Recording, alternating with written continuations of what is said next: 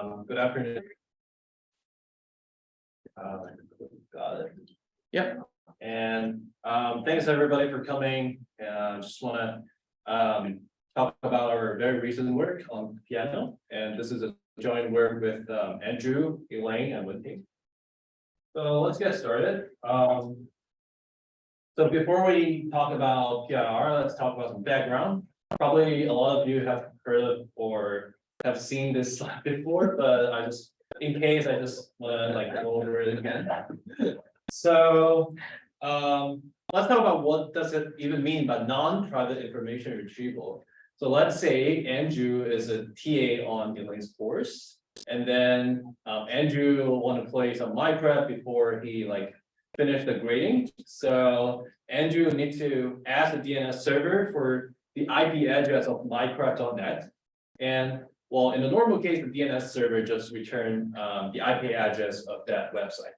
But now let's say Elaine, being a hacker, she hacks the DNS server and she can actually see the query from Andrew. So now Elaine can actually see that Andrew want to play some Minecraft before he finishes his PA work. So Elaine now is not happy. So in the real world, the road does switch.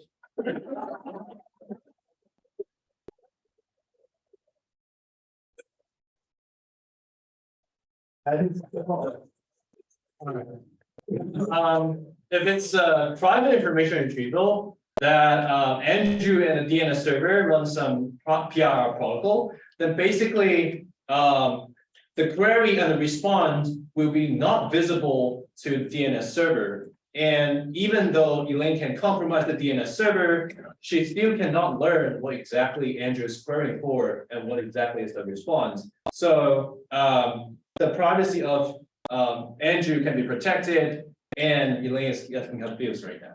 So in short, PIR stands for public database and private query.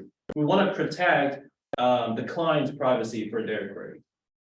And there are many applications of PIR. We can build private DNS server. We can build block lists for websites. We can build private set intersection based on PIR. And there are something like privacy preserving context discovery. There are many practical applications can be built upon PIR. So in the classical model of PIR, there's no preprocessing, and we just assume the server stores the database in plain text. So you can imagine the database is just consists of n bits, and the server just stores this n bit string. And you may ask, okay, how is that even possible to do private information retrieval without revealing your actual index to the server? Well, there's the most naive scheme you can do. So every time the client simply just say, just give me the whole database every single time. And the server just send the whole database to the client. This is actually a private scheme, because if you think about it, every time the client just have the same behavior, so it's independent of its query, so it's totally private. But this scheme indeed has pretty terrible performance. It has client time of linear in n. It has linear communication, and the server time will also be linear. So it's it has pretty terrible performance. Using fully homomorphic encryption, we can actually improve that performance in the classical model.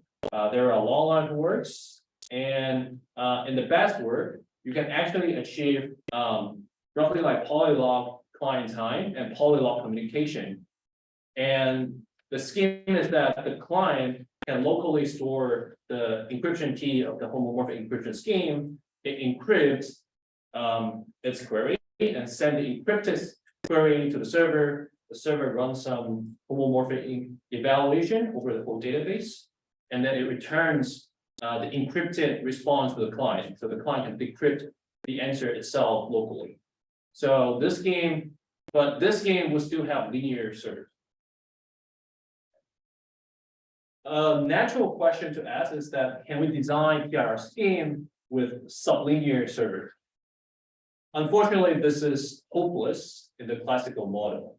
There's a very important lower bound shown by Bimo, Ishai, and Melkin in their 2000 paper. They show that in the classical model, the server time will be at least n. So there's a very simple argument, is that if you store the database in a plain text way and you don't have any preprocessing, so for any query, if you don't access any bit, then it means that your query index is definitely not this bit. So it leaks some information. So at least you need to touch every bit at least one to ensure the privacy. So that's the rule of that. So in their paper, they propose a new thing called preprocessing PIR. Okay.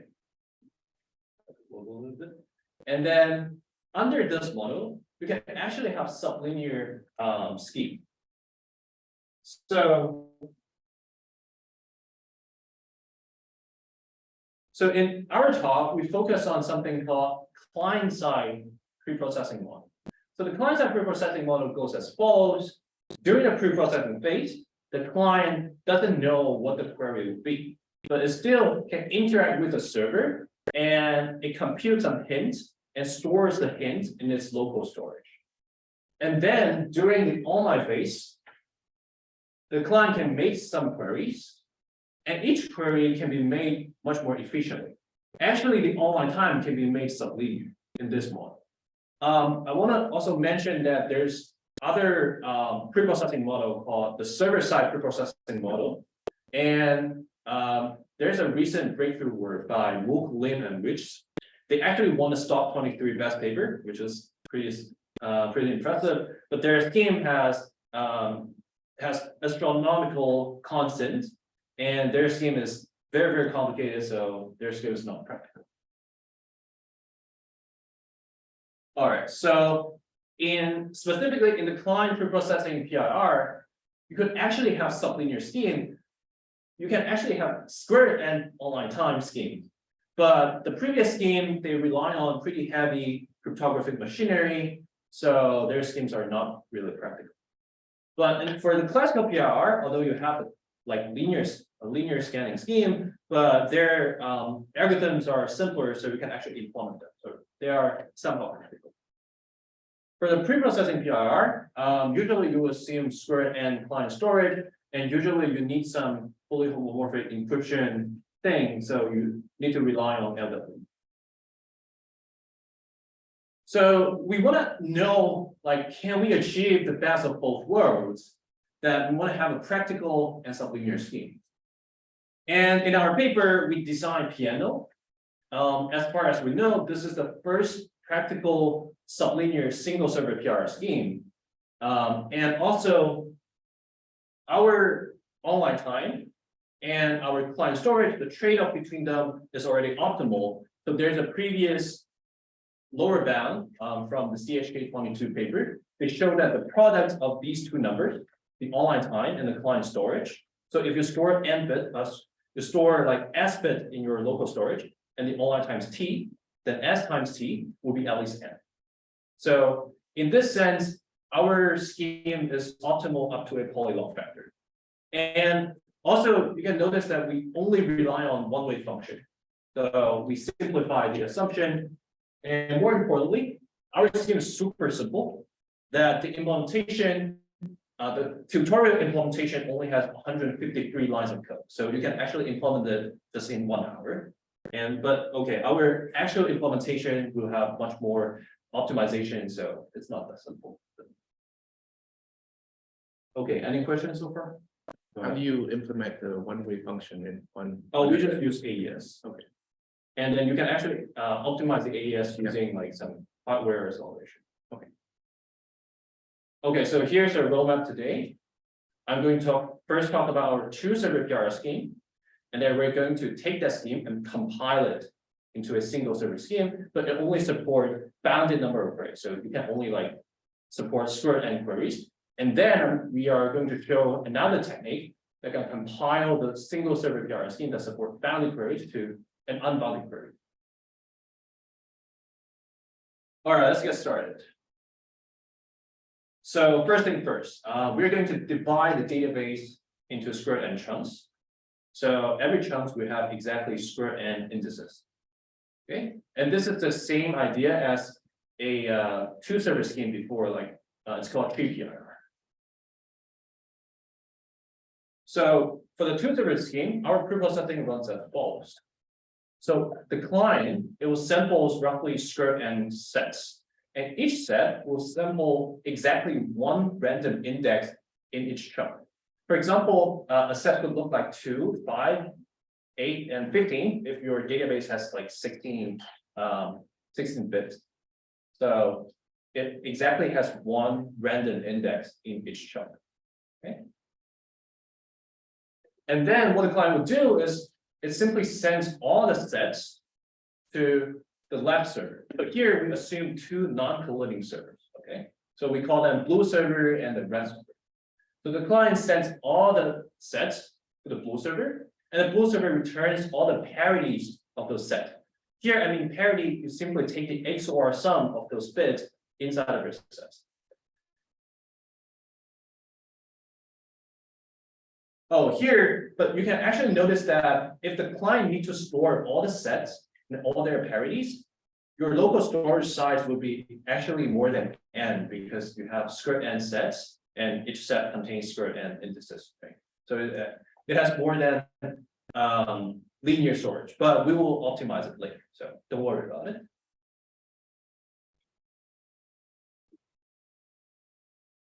So, and also the server time will be O(n) because it's simply just enumerate all the sets and compute their XOR sum. Okay, now how the client can utilize those hints to have more efficient online query. So I'll just give you one example. Let's assume now the client is going to query for index 5. And then it finds the first hint that its set contains 5. Okay, so here 2, 5, 8, 15, it contains 5 there. And then what the client would do is it sends the puncture set, or simply just remove 5 out of the set and send 2, 8, and 15 to the server. Notice that we have to send it to the rest server so that the rest server doesn't see the preprocessing. Right? And then the rest server returns a parity of this like punctured set. It only returns a parity of 2, 8, and 15. And how does the client compute the value for 5? It's pretty simple because you already know the parity of 2, 5, 8, and 15. And you also know the current parity for the 2, 8, and 15. So the only difference is the database 5. So you take the XOR sum of these two values, you get DB5. So far, so good. Okay. But unfortunately, this simple scheme is not private. Can anybody notice why this is not private? To know you're querying the second. Yeah, okay, that's one reason. Another reason is that the server can actually know your index is not 2, 8, and 15. And it also knows that it's in the second chunk. So it's not private. Okay, we can fix this by a very, very simple technique. I'm going to show you here, and this is our construction. So take a look at this set 2. Okay, 5 is getting deleted, and 8 and 15. And now let's compute their offset value. So here, the offset means that you compute each index in its offset in its whole chunk.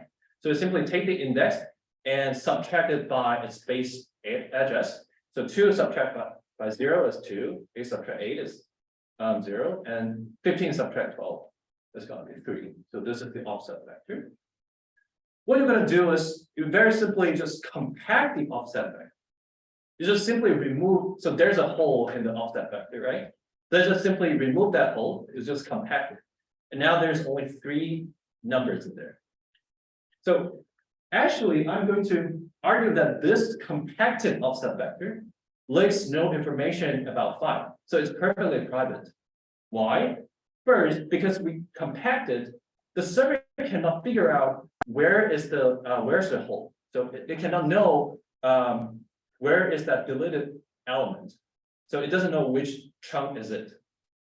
It also doesn't know the offset of the removed element because we just never added in the offset vector. So this compacted offset vector is perfectly private. So now the client, instead of sending 2, 8, 15 to the server, is send this compacted offset this compacted offset vector to the server.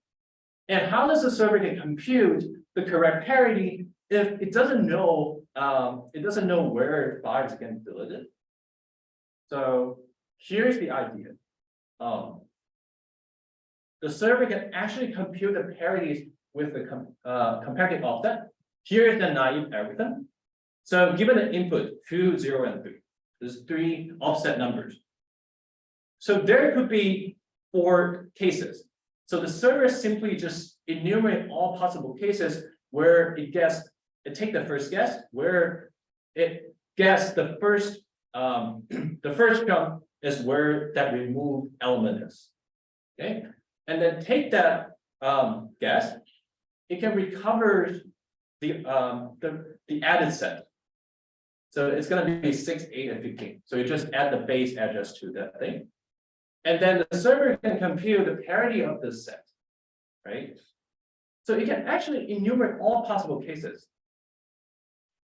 And then compute all the restored sets and compute all their parities, right? And then now the server is going to return all the possible cases and the corresponding parities to the client. So why is this okay? Because the client, so you can actually see that this scheme takes like linear server time because you have square n possible cases. For each case, you need to enumerate a set, so it's going to be square n size set. So it takes linear time. But why is this scheme okay? Because the client, after it receives Q0, Q1 to Q3, you can actually know that Q1 is the right parity for 2, 8, and 15, because it knows where 5 will be. So, suppose we can like improve the algorithm for like compute all the parities, you can actually have a pretty good PRs. So here's the idea how we can compute all the possible cases efficiently. So now there's a simple observation. For each 2 consecutive sets, they only differ in 2 elements. Why? Because think about, we just take the first guess and we're just shifting that empty location to the next one. So you're just changing 2 elements in like the consecutive sets. So from parity Q0, you only need 2 additional XOR operations to get Q1. So you can efficiently compute Q1 from Q0, and the same idea applies to like compute Q2 from Q1 and compute Q3 from Q2. So in fact, the algorithm is very simple. They just naively compute Q0, and then you use that like this switching trick. You can just switch from Q0 to Q1 and then continue. So you can. So we actually see that computing Q0 takes like square n time. And for each switch, it only takes like 2 additional XOR operations. So computing all of them just takes square n time. Question. I'm confused whether it is private, because if I'm a server, I see 203. Yeah. Then I know either it's not 6H15 or it's not 2H15, and there are I only think 4 the way to think about it is the view can be simulated because the server like just these 3 random numbers from 1, 0 to the side of the chunk. It's perfectly simulated. Oh, you mean 203 here is each entry are random. Yeah. Oh, yeah. Okay. So now, if you take a look at our scheme here, it's already pretty good because our online time would be sublinear. It's actually square n. And we actually have square n communication per query because the client needs to send a compacted offset. It takes square n communication and it gets all the parities back. So there are square n parity. So this is already a pretty good scheme. So right now we only support for 1 query, but how about supporting more queries? So to support more queries, you need to replace your consumed set with a new set or a new hint. So why is this? Because if the server sees two sets and their compacted offsets, it can actually see that the two are very, very similar, and it can actually figure out some private information. So you cannot use a hint or use a set multiple times. You have to replace it. But a tricky thing here is that you cannot just replace a set with a uniformly new set. Can somebody figure out what are the new sets we're going to replace? So this is a more subtle problem. Okay, I'm going to give up the answer. So you have to actually replace a set replace the set with a new set subject to 5 is included. Because we already consume a set that contains 5. To maintain a local distribution, you have to replace it to a uniformly random set subject to 5 is included. By doing so, you can maintain the local tables distribution. So what we're going to do is the client simply samples a new set. It just simply uses rejection sampling until 5 is included. And then this, like, you can run it square n time because for every index it's included with probability 1 over square n. And to figure out the parity for this set, is simply just remove 5 out of it, send the compacted offsets to the blue server, and uses this. The blue server uses the same algorithm before. It returns all the parities, and the client knows that the Q prime 1 here is the right parity for 1, 11, and 12. And then, whoops, just try this. So here the blue server has some information that you created by F, but it's fine, right? No, it doesn't know anything about it. So let me.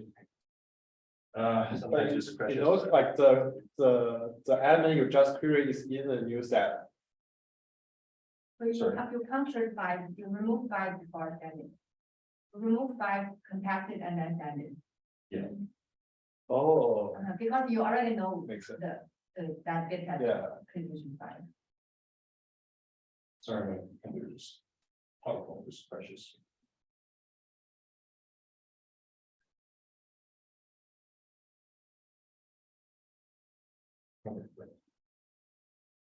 Don't forget to share the screen again, sorry. Oh, yeah.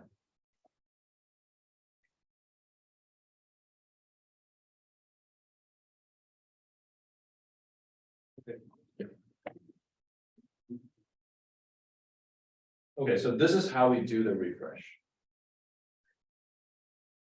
So just generate a new set that subject to 5 is included. You send a compacted offset to the blue server returns the parities, you pick the right one, and then you can compute the correct parity for your new set.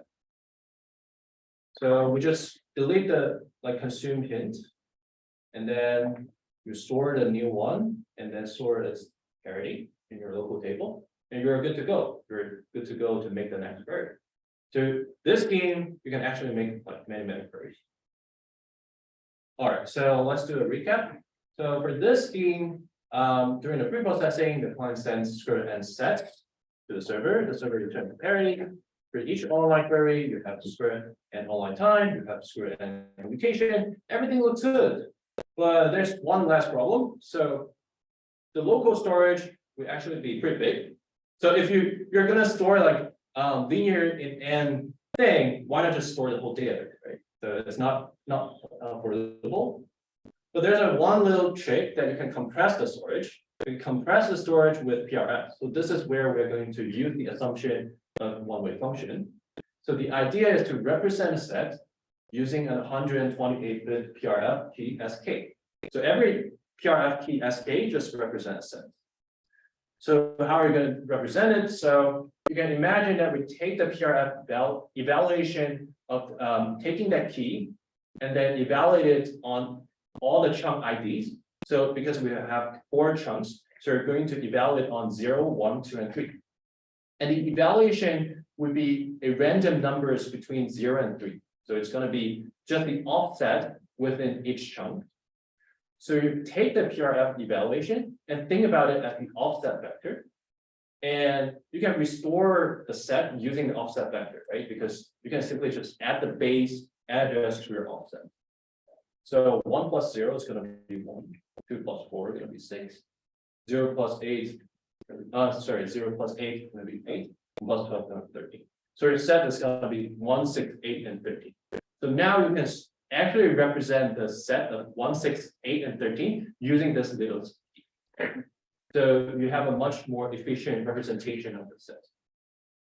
So now the client, instead of storing all the sets, it only stores those like PRF keys.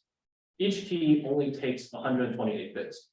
So your storage would actually just 128 bits times square n times some polygon factor. So now you can save the local storage. So this is our two-server scheme. You actually have square n local storage, square n time, square n computation. So this is already a pretty good two-server scheme. Why do you need different keys?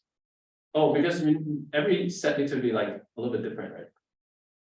Yeah, but you could do for the first set you evaluated on 0 to 3, next set evaluate 4. Oh, that's also good. Yeah, that's actually an optimizer we plan to. So we plan to do that, I guess. Yeah, that actually saves some. Save storage, but you have to evaluate one PI for each set. Because that's the. Yeah. And how does this handle refresh? You had this subtle constraint, right? The refresh set needs to contain. Right, you can just, so for that part, you can actually just generate,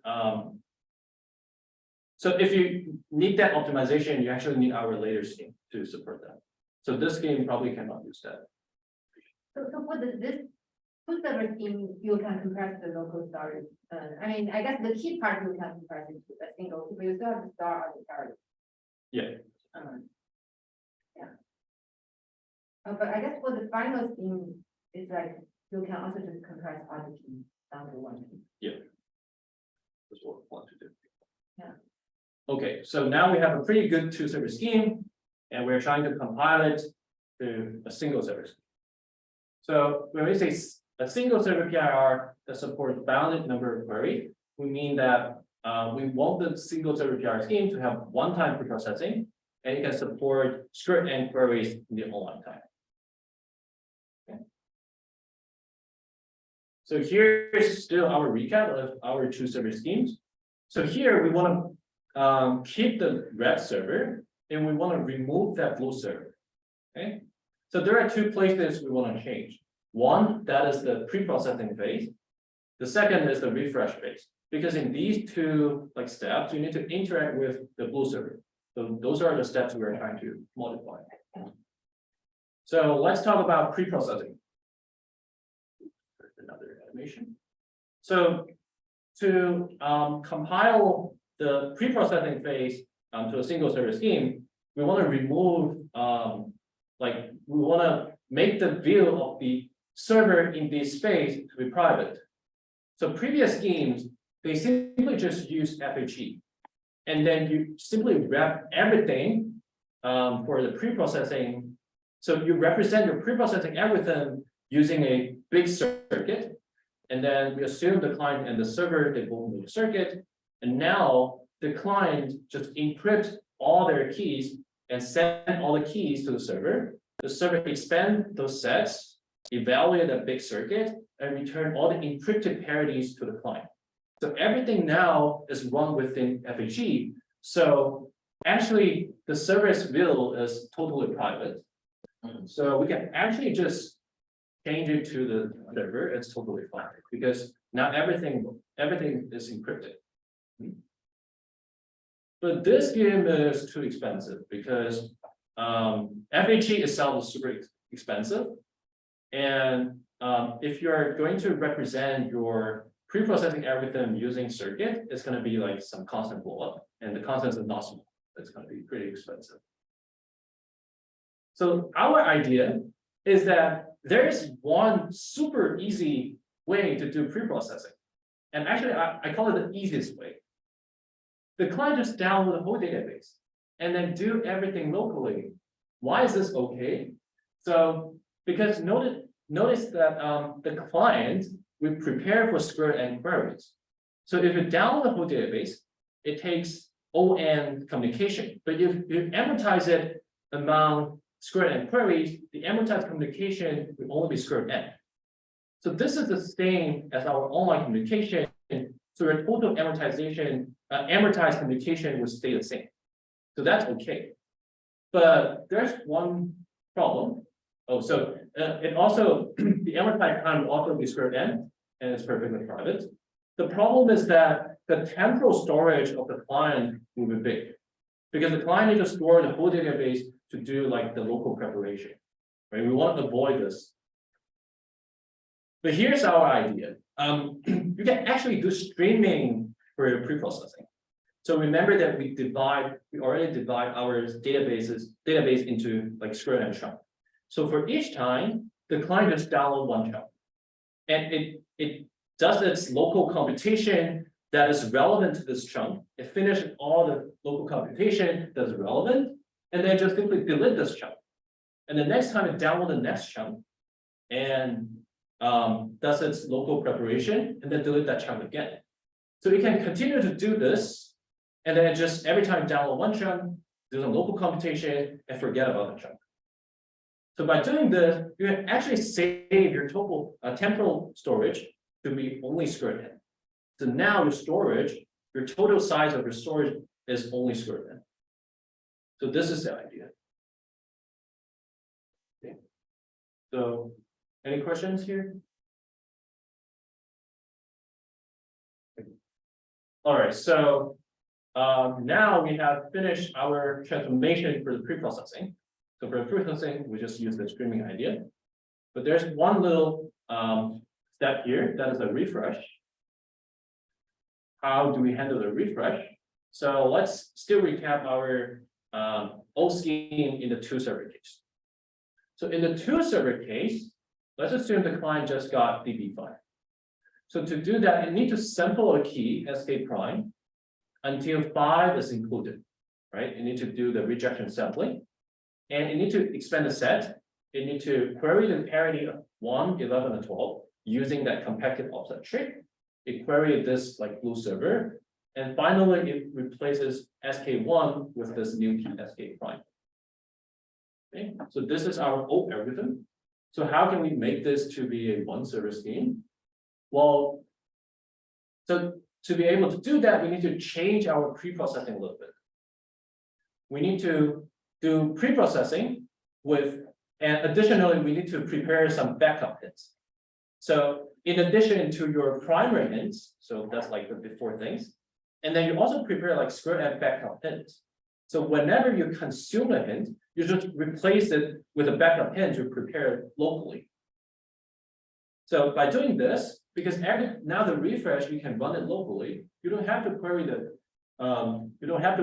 blue server. So it can be like we just kick it out. But there's some problems. Suppose we are querying for 3, and now the backup hint, the set for this backup hint is 1, 4, and 11, 12. There are two problems. Remember that we have to replace it with a set that contains 5. So you cannot just simply just put that set down. You cannot just directly use it. And secondly, you don't know what's a parity for 1, 5, 11, and 12. So why I change it to 5? Because 5 is in the same chunk as 4. And we need to make sure that every chunk only has 1 index. So we need to replace the 4 with this 5. So how do we handle this two problems? That's our idea. So our idea is something called group backup hint. So suppose you have square n chunks. And then we will group our backup hints. So if you have 4 chunks, you just have 4 groups. And for each group, you prepare like polylog backup hints.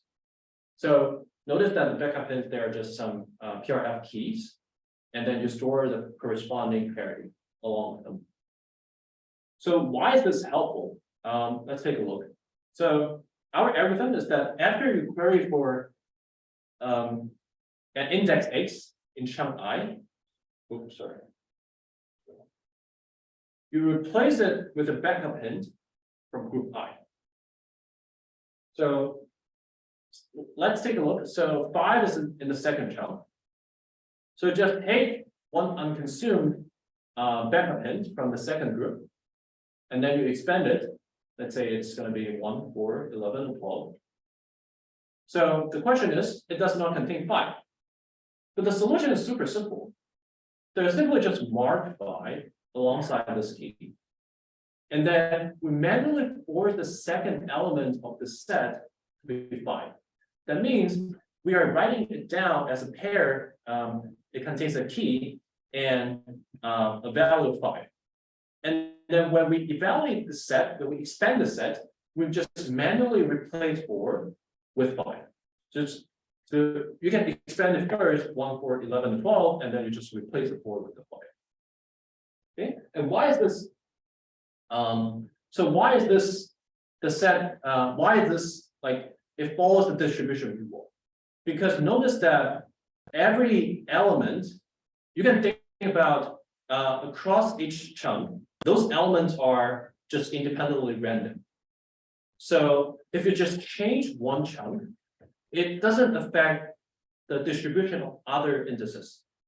So remember that we are going to replace it with a random set that only subject to 5s included. So it's actually okay to just generate a random set and then just replace the second element with 5. They're actually equivalent. So you can actually do this. This is so you don't have to do the rejection sampling. You just change it, just very falsely change it, and that's okay.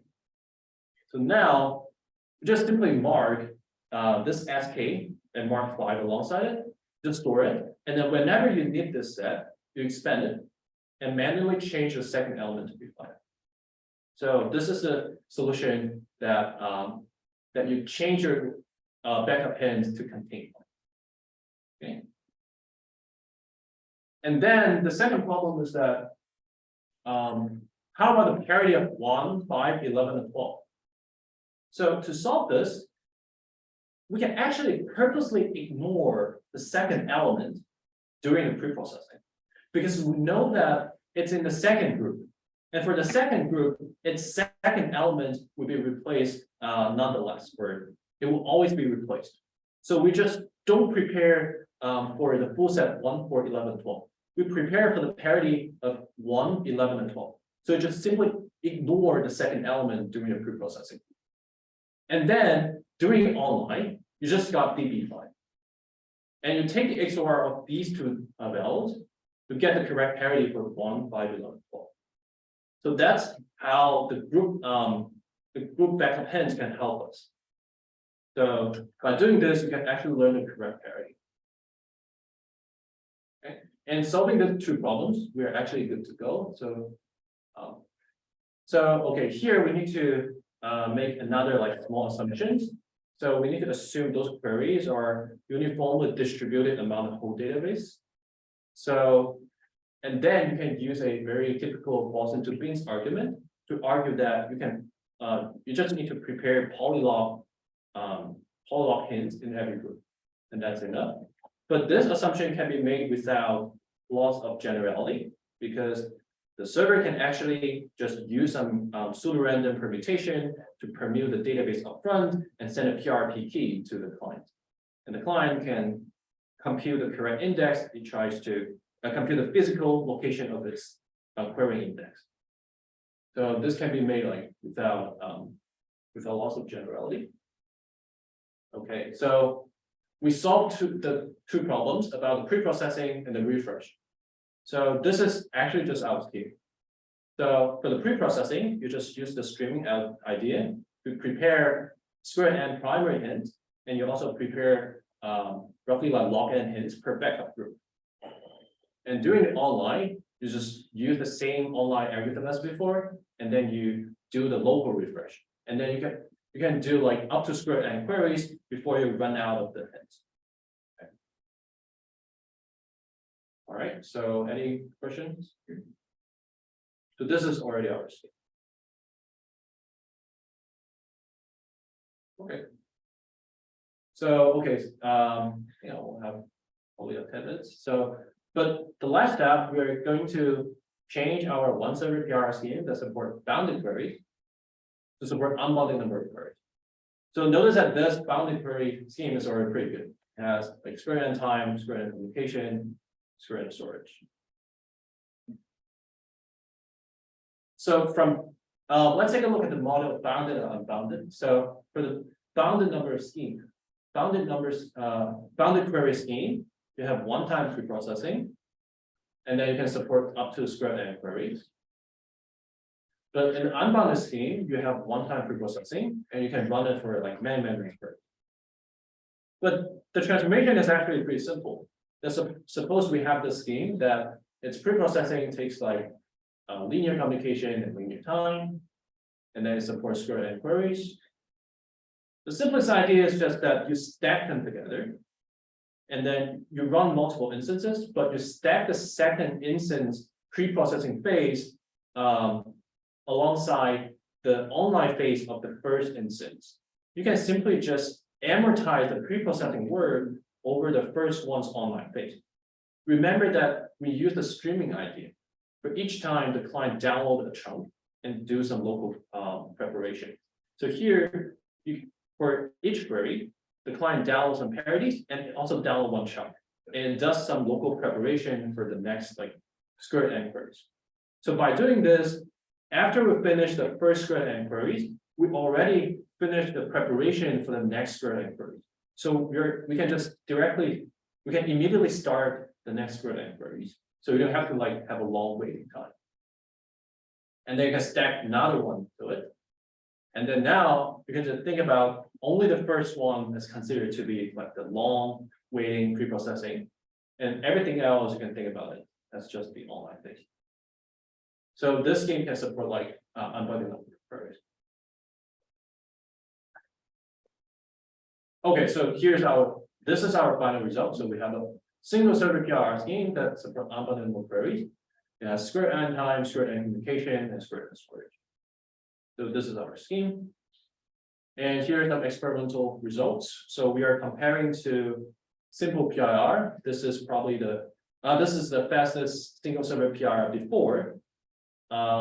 It is still a linear server time scheme, but it already reached the service memory IO limit.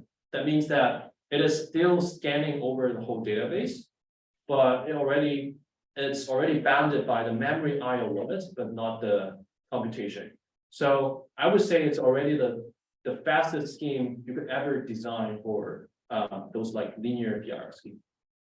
So here we conducted a pretty large experiment. We tested on 100 gigabytes database, and the database has 1.6 billions of records. So I guess this is probably the largest PIR experiment like ever before. As far as we know, the previous biggest one only reached to like 8 gigabyte database. So in this experiment, if you take the online time, single PIR needs to run like more than 10 seconds, but piano only runs in 33 milliseconds. So it's going to be like 330 times faster. And for the amortized end-to-end time, here we'll add the amortized preprocessing time into like, the result. So simple PIR is probably dominated by the online time. And piano, the amortized offline time will be like roughly 25 milliseconds. So you add it up, it's going to be 58 milliseconds. And the amortized communication, simple PIR, it also needs square n communication per query. So actually piano beat them in terms of like the amortized communication. The storage, simple PIR we have 1.2 gigabytes local storage. Piano we have 1.4 gigabytes, but we plan to like optimize this number later. So any problem about this experiment? What's the main storage ports for simple PIR? So they are using the FHE, and their scheme is like so if in LWE you only have a very short secret message and everything else is like a long like independent message. So their idea is like you can preprocess for the like secret message irrelevant part. So you just prepare for that part, and they realize that if you can store that part in the client storage, you can actually save a lot of computation. So their storage for, I guess, some matrix multiplication about that secret message irrelevant parts in the database. So they store that into local storage. So their storage is also gonna be stored in. Okay. So asymptotically is the same. But there are other schemes that are not as fast as simple PIR, but they could have much better amortized communication cost and storage. Right? So we just picked like the fastest. So we plan to implement some concrete optimizations and so we can probably optimize the communication and also the storage. So, okay, so here's the final slide. We designed the first practical sublinear single server PRR scheme. And I adapted because there are some batching scheme that also achieves like sublinear time, but their scheme is much slower than simple PRR. So if they are much slower than PRR, ours is much faster than simple PRR, then our will be much faster than those batching scheme. So the main idea for our scheme is that we do pre-processing with streaming, and we could have blazingly fast online queries. The implementation is totally open source at this like URL. There are some open questions we plan to explore in the future. We want to know, are there any like idea that can compress the communication cost to polylog? Because if your like setup is super constrained by network latency, then probably like need to optimize for your communication cost. Even if you just optimize for the online cost, that's also okay. And there are a lot of applications we plan to explore because this is probably the first known like practical sublinear single server PRR scheme. So there could be like a lot of applications you can build up on this work. So, all right, that'll be it. So thanks everybody for listening. And yeah, that's it.